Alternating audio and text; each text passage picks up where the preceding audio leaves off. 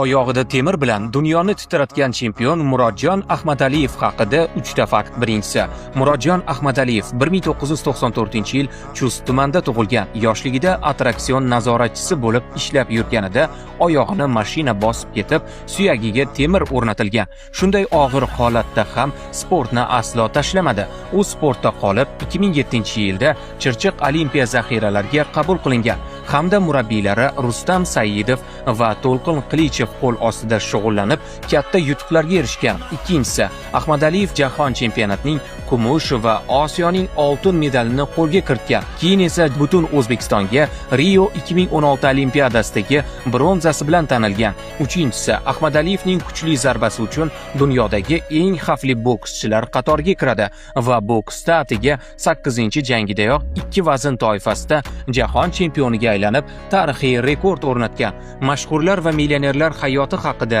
ko'proq ma'lumotlar olish uchun